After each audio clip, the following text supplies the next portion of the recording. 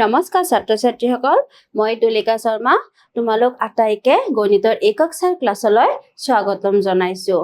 আজি আমি তোমালোকৰ পাঠ্যপুথিৰ গাণিতিক আৰ্হি পাঠটিৰ সপ্তম অংশটি আৰম্ভ কৰিবলৈ ওলাইছো। যোৱাটো অংশত আমি তোমালোকৰ লগত আকৃতিৰ আৰ্হিৰ বিষয়ে আলোচনা কৰিছিলো। তাৰ পিছত আমাৰ তোমালোকৰ পাঠ্যপুথিৰ কৰি চাওঁ আহাৰ 1.5ত কি আছে আমি চাওঁ আহা। ইয়াত দেখিছো তলৰ তালিকাত দেখুওৱা আৰ্হিবোৰ লক্ষ্য কৰা আৰু তলৰ কথাখিনি মন কৰা।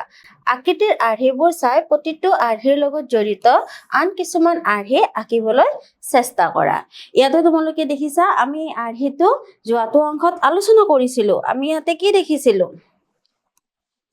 ইয়াতে আমি এটা বৰ্গ দেখিছো, ইয়াতে এটা বৰ্গ, তিনিটা বৰ্গ, ইয়াতে এটা, তিনিটা, পাঁচটা, এনেকে কি হৈছে ইয়াতে বাঢ়ি বাঢ়ি গৈ আছে 1 3 5 7 অযুগ্ম সংখ্যক বাঢ়ি বাঢ়ি গৈ আছে। আৰু ইয়াতে আমি যোগ কৰিলে দেখিছো 1 4 9, ইয়াতে 16, এনেকৈ আমি কিছুমান বৰ্গ সংখ্যক সংখ্যাৰে আমি কি পাইছো ইয়াতে এটা আৰ্হি দেখিবলৈ পাইছো। আৰু আমি ইয়াতে মন কৰো যদি ইয়াতে আমি কি দেখিছো ত্ৰিভুজৰ কিছুমান স্তূপ দেখিছো। ইয়াতে আকৃতিটো কি আকৃতি আমি দেখিবলৈ পাইছো? ত্ৰিভুজ আকৃতি দেখিবলৈ পাইছো। এতিয়া আমি এই ত্ৰিভুজ আকৃতি ব্যৱহাৰ কৰি বেলেগ আৰ্হি আমি গঠন কৰিব পাৰোনে চাওঁ আহা। ইয়াতে যদি আমি এটা ত্ৰিভুজ লওঁ, এইবাৰ যদি আমি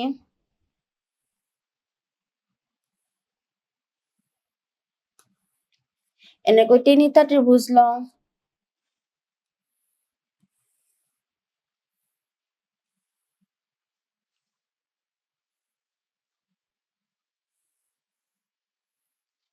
ইয়াতে আমি এটা ত্ৰিভুজ পালো, ইয়াতে তিনিটা ত্ৰিভুজ পালো, ইয়াতে আমি পাঁচটা ত্ৰিভুজ পালো,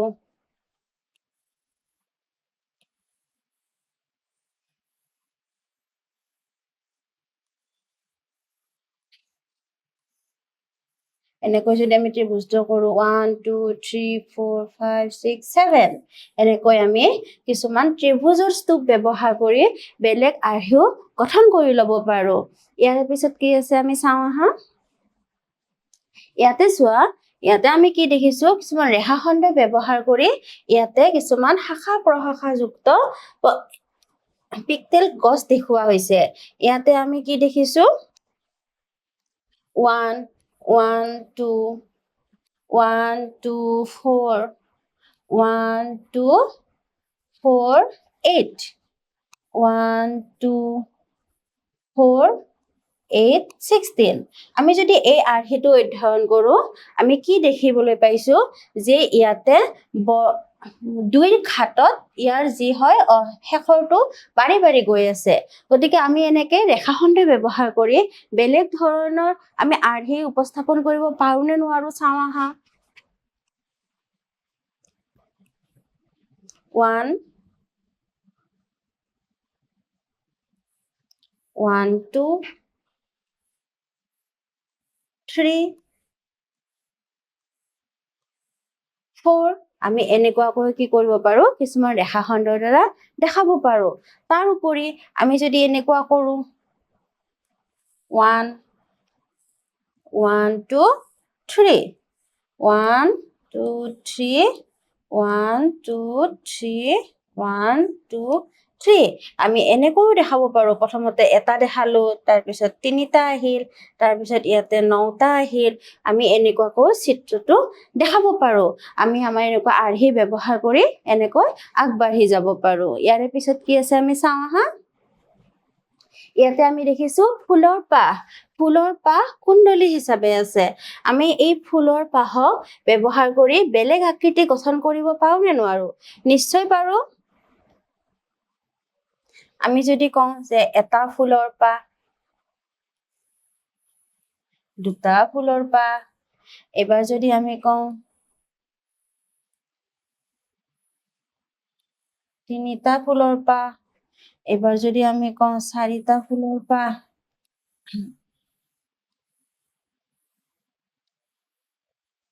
এনেকৈ আমিও ফুলৰ পাহবোৰ বৰাই বৰাইও একোটা আৰ্হি দেখাব পাৰো।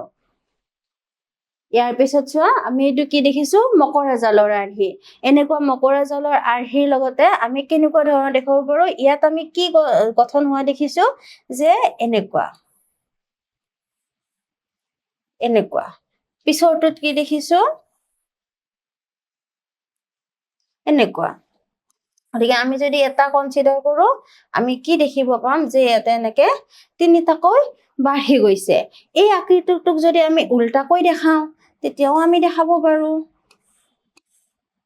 যদি আমি এনেকৈ দিওঁ এনেকৈ দিওঁ এনেকৈ দিওঁ এনেকৈ দিওঁ এনেকৈ এনেকৈ এনেকৈ এনেকৈ, তাৰ পিছৰটোত আমি দিলো ধৰা এনেকুৱাকৈ 1 2 3 4 5 6 7 8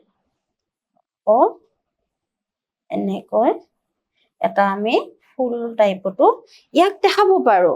লগতে আমি প্ৰথমতে এডালেৰে দেখাব পাৰো, তাৰপিছত আমি ইয়াৰ পৰাও আৰম্ভ কৰিব পাৰো, তাৰপিছত দুটা দেখাব পাৰো, তাৰপিছত আমি এনেকৈ তিনিটা দেখাব পাৰো, তাৰপিছত আমি এনেকৈ এইটো দেখাব পাৰো।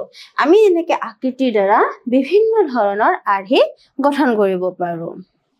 এতিয়া চোৱা ইয়াতে আমি কি দেখিছো কিছুমান সৰহভুজ গঠন কৰি ইয়াতে আকৃতি দেখুওৱা হৈছে। ইয়াতে আমি দেখিছিলো যে ইয়াতে এটা আছে, ইয়াতে কি আছে দুটা তিনিটা দুটা, ইয়াতে তিনিটা চাৰিটা পাঁচটা চাৰিটা তিনিটা, এনেকৈ সৰহভুজৰ দ্বাৰা আমাক এটা আৰ্হি দেখুওৱা হৈছে। আমি ইয়াতে এই সৰহভুজ আকৃতিটোৰ দ্বাৰা আমি বেলেগ বেলেগো দেখাব পাৰো। এটা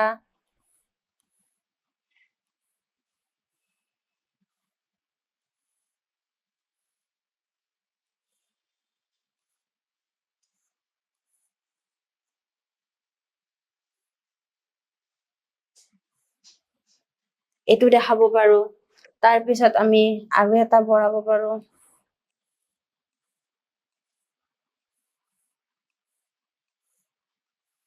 ইয়াতে আমি দুটা পালো, এবাৰ আমি তিনিটা কৰিব পাৰো।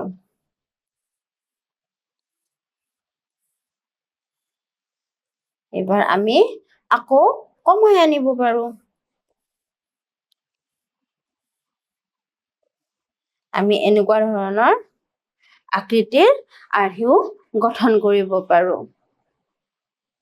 ইয়াৰ পিছত চোৱা তলত থকা আকৃতিৰ আৰ্হিবোৰত কিবা লক্ষ্য কৰিছানে? ইয়াৰ পৰৱৰ্তী কেইটামান আকৃতি অংকন কৰা। আমি এই আৰ্হিবোৰ লক্ষ্য কৰিলো। লক্ষ্য কৰি আমি কি দেখিলো? প্ৰথমতে দেখিছো যে এইবোৰ একোটা ত্ৰিভুজৰ স্তূপ হয় আৰু ইয়াতে প্ৰত্যেকটোৰ পিছতে প্ৰথমটোৰ পিছত দ্বিতীয়টোত এটা অযুগ্ম সংখ্যক ত্ৰিভুজ বাঢ়ি বাঢ়ি গৈ আছে। গতিকে ইয়াৰ পৰৱৰ্তীটো উলিয়াব লাগিলে আমি কি কৰিব লাগিব? ইয়াত দেখিছো 1, ইয়াত দেখিছো 1 3 5 7, ইয়াতে 9। গতিকে আৰু আমি যদি ইয়াতে আমি আৰ্হিটো চাওঁ, ইয়াতে আমি কি দেখিছো 1 2 3 4, ইয়াতে কি দেখিছো 1 2 3 4। গতিকে আমি এই আৰ্হিটো চাই ইয়াৰ পৰৱৰ্তী আৰ্হিটো আঁকিব চেষ্টা কৰিব পাৰো। ইয়াতে 9টা আছে, আমাৰ ইয়াতে শেষত কেইটা হ'ব? 10টা। 1 2 3 4 5, 1 2 3 4 5, 1 2 3 4 5। এনেকৈ আমি শেষৰটো হিচাপ কৰিলে দেখিব পাম 1 2 3 4 5 6 7 8 9 10 11। গতিকে ইয়াতে আমাৰ 11টা পাইছো, ইয়াতে 9, 7 5 3 1। ইয়াৰ পৰৱৰ্তী চিত্ৰটো আমি এনেকুৱাকে অংকন কৰিব পাৰিম। ইয়াৰ পিছৰ প্ৰশ্নটো চোৱা, ইয়াতে আমি কি দেখিছো 1, ইয়াতে কি দেখিছো 4, ইয়াতে কি দেখিছো আমি 8, ইয়াতে কি দেখিছো 16 গতিকে ইয়াৰ পিছত আমি কি দেখিবলৈ পাম 1 2 1 2 3 4 1 2 3 4 5 6 7 8 1 2 3 4 5 6 7 8 9 10 11 12 13 14 15 16 গতিকে নতুনকৈ আমাৰ কি হ'ব নতুন আৰ্হিটো যদি আমি চাওঁ 1 2 3 4 5 6 7 8 9 10 11 12 13 14 15 16 17 18 19 20 21 22 23 24 25 26 27 28 29 30 31 32 গতিকে আমি দেখিবলৈ পালো একদম শেষত কিমানটা ৰেখাখণ্ড আমি পাইছো 32 গতিকে ইয়াৰ পৰৱৰ্তী চিত্ৰটো এনেকুৱা ধৰণৰ হ'ব এইবাৰ চোৱা ফুলৰ পাহটোৰ ক্ষেত্ৰত আমি ইয়াতে দেখিছো 4টা ইয়াতে তাৰ ভিতৰত অন্তৰ্ভুক্ত হৈ আছে আকৌ 4টা ইয়াত অন্তৰ্ভুক্ত হৈ গ'ল 4টা গতিকে ইয়াতে আমি 4 দেখিছো ইয়াতে আমি 8 দেখিছো ইয়াতে আমি 12 দেখিছো ইয়াতে আমি পাহি কিমানটা দেখিছো 16টা গতিকে ইয়াৰে পিছত ছবিটো আঁকিব গলে আমি কি কৰিব লাগিব ইয়াত আমি আকৌ যদি এটা এনেকৈ বঢ়াই দিওঁ এনেকৈ যদি বঢ়াই দিওঁ তেতিয়া হলে আমি পৰৱৰ্তী চিত্ৰটো এইটো পাব পাৰিম গতিকে এইটোত আমি পাহি কিমানটা পাম 1 2 3 4 5 4টাকৈ পালে আমি 20টা পাহি পাব পাৰিম তোমালোকে নিশ্চয় বুজিব পাৰিছা ইয়াৰে পিছত কি আছে চাওঁ আহা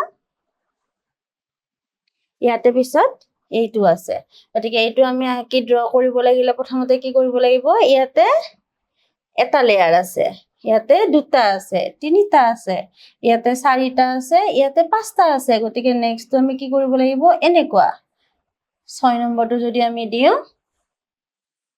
ইয়াতে এনেকৈ গৈ এনেকৈ গতিকে আমি এনেকুৱা ধৰণৰ এটা চিত্ৰ পাব পাৰো ইয়াৰে পিছত কি দিয়া আছে ইয়াতে সৰভুজ দিয়া আছে সৰভুজটোৰ ক্ষেত্ৰত আমি নিয়মটো দেখিছো যে ওপৰত ইয়াতে এটা ইয়াতে দুটা ইয়াতে তিনিটা ইয়াতে 4টা ইয়াতে 5টা গতিকে এইবাৰ যেটো আমি পৰৱৰ্তী সৰভুজৰ যেটো স্তূপ বনাম হেতুত কেইটা থাকিব ওপৰত 6টা থাকিব গতিকে 1 2 3 4 5 6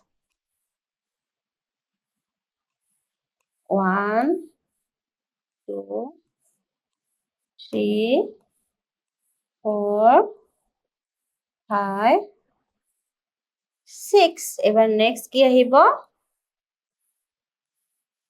7